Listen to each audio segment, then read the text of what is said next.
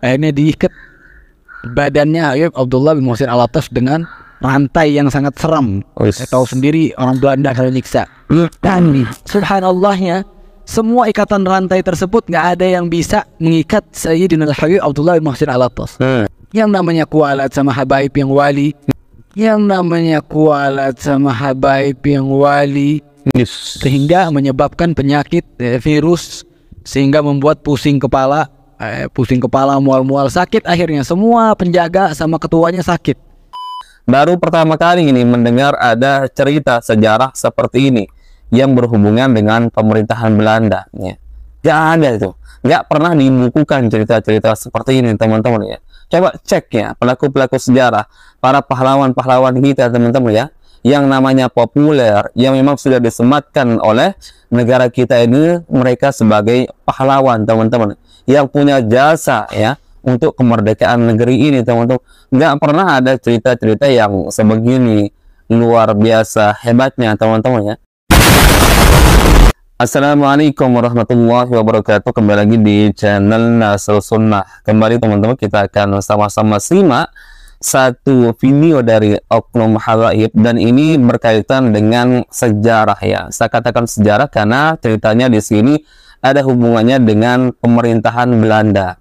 Dan ingat teman-teman ya, banyak sekali pahlawan yang sudah populer namanya di negeri kita ini yang menjadi pelaku sejarah asli, teman-teman. Akan tetapi saya pribadi belum pernah mendengarkan kisah-kisah mereka yang sebegitu luar biasanya, sebagaimana cerita yang akan kita simak di dalam video ini. Jadi kisahnya teman-teman, ada seorang habib yang mendapatkan fitnah lah begitu dari pemerintahan Belanda, yang ujung-ujungnya dia dipenjara, teman-teman, dipenjara.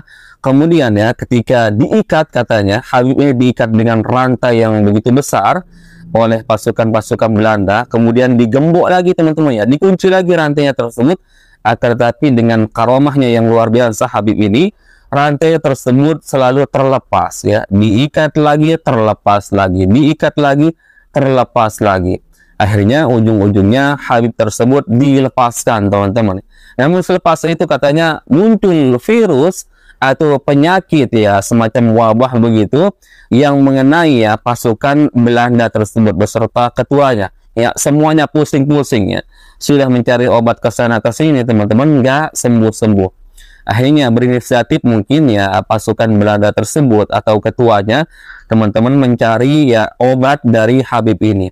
Lalu habib ini menyarankan ya, kalau kalian mau sembuh dari penyakit kalian, maka ikat tubuh kalian dengan rantai yang pernah kalian ikat untukku. Ya, dilakukan oleh tentara Belanda tersebut, teman-teman, dan sembuh. Dan kata si orang yang bercerita ini, itulah ya kalau kualat kepada habib yang sudah tingkatannya wali. Luar biasa, teman-teman ya. Nggak pernah tuh kita mendengarkan sejarah seperti ini ya dari pelaku sejarah sendiri ya, para pahlawan-pahlawan kita yang memang kisah-kisah mereka itu populer, teman-teman ya.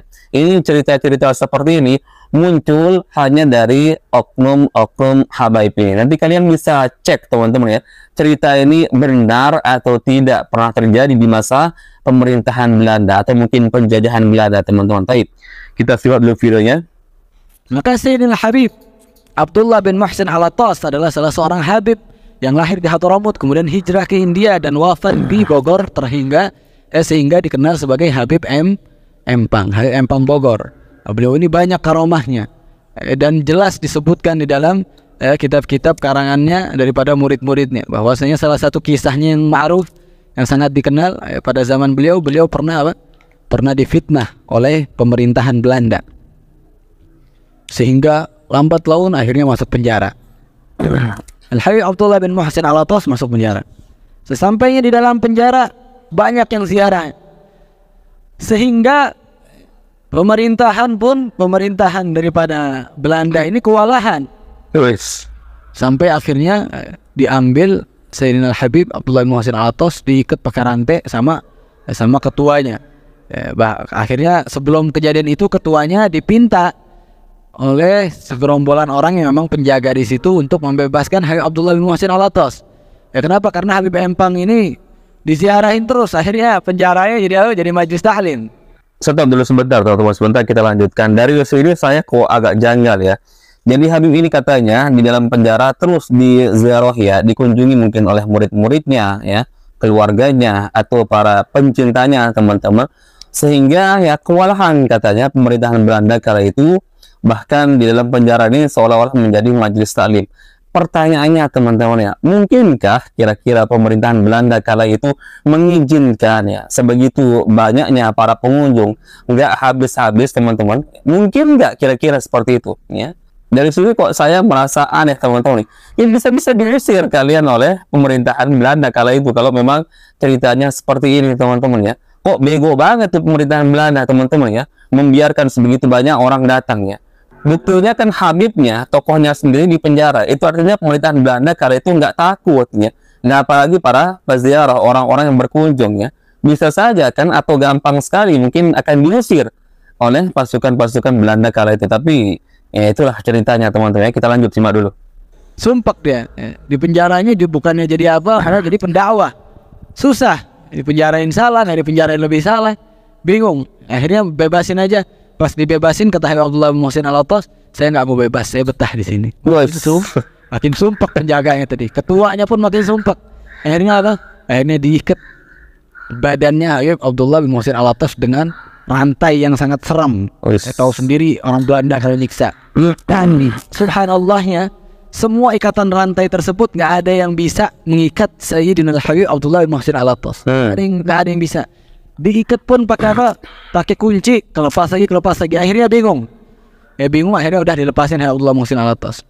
Yang namanya kualat sama habaib yang wali, sehingga menyebabkan penyakit virus, sehingga membuat pusing kepala, mual-mual, sakit. Akhirnya semua penjaga sama ketuanya sakit.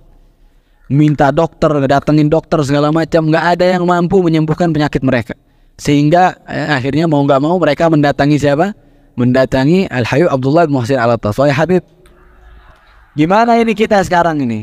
Saya ini udah berobat kemana-mana nggak ada yang sembuh. Saya sudah berobat kemana-mana nggak ada yang sembuh. Sehingga akhirnya apa? Akhirnya mau nggak mau menerima atau menanyakan obat kepada Habib Abdullah bin Muhsin Al-Attas. Maka kata Habib Abdullah, wahai penjaga, wahai ketua penjaga, kamu ambil rantai yang kamu gunakan untuk mengikatku, maka igelkan ke kepala kamu, atau ikatkan itu ke badan kalian.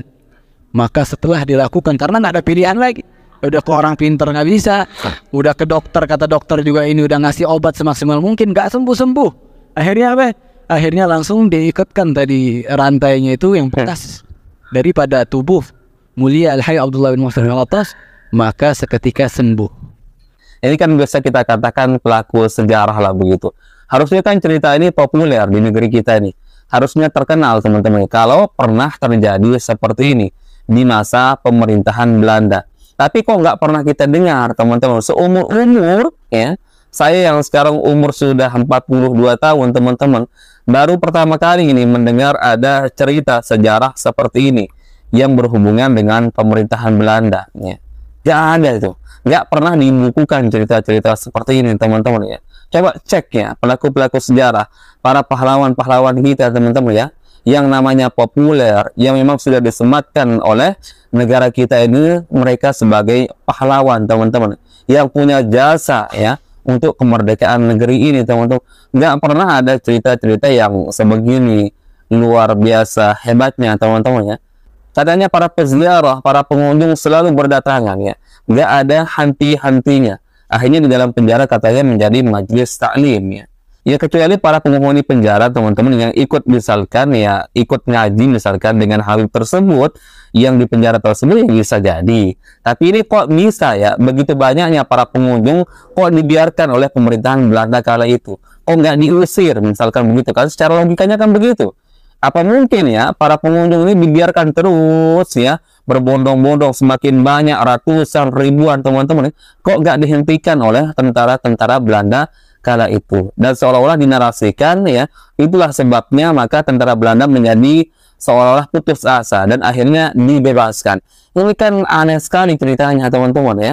Makanya silahkan kalian cek teman-teman, ada nggak cerita seperti ini ya. Ini berkaitan dengan sejarah ya teman-teman ya, karena ini hubungannya dengan pemerintahan Belanda. Saya pribadi belum pernah mendengar cerita-cerita seperti ini. Ya inilah Habib teman-teman, sekolah-olah ingin junjungannya juga mau dikenal sebagai pelaku sejarah ya di negeri kita ini. Wallahu alam teman-teman ya. Yang jelas bagi saya pribadi ini sangat-sangat janggal ceritanya ya. Dan nggak ada lain kalau kisah-kisah mereka teman-teman ya mau berhubungan dengan pemerintahan Belanda selalu dihubungkan dengan karomah teman-teman ya. Ini bukti ya. Dan di video-video yang lain juga di channel ini pernah kita reaksi juga teman-teman ya, cerita-cerita Habib-Habib mereka ini yang hidup di masa pemerintahan Belanda yang super luar biasa teman-teman ya. Taib, mungkin itu yang bisa kita sajikan di video kali ini teman-teman. Silahkan nanti kalian coba cek and recheck teman-teman ya. Ada nggak pernah cerita seperti ini teman-teman ya? Pernah kalian dengarkan mungkin atau pernah dibukukan ya? Harusnya kan kisah seperti ini populer di negeri kita ya. Tapi saya pribadi baru pertama ini mendengar ada cerita seperti ini teman-teman ya. Mungkin kalian sudah pernah mendengarkan atau mungkin sama dengan saya baru pertama kali. Baik teman-teman, mungkin itu yang bisa kita sampaikan di video kali ini. Semoga bermanfaat. Insya Allah kita bertemu lagi di video berikutnya. Assalamualaikum warahmatullahi wabarakatuh.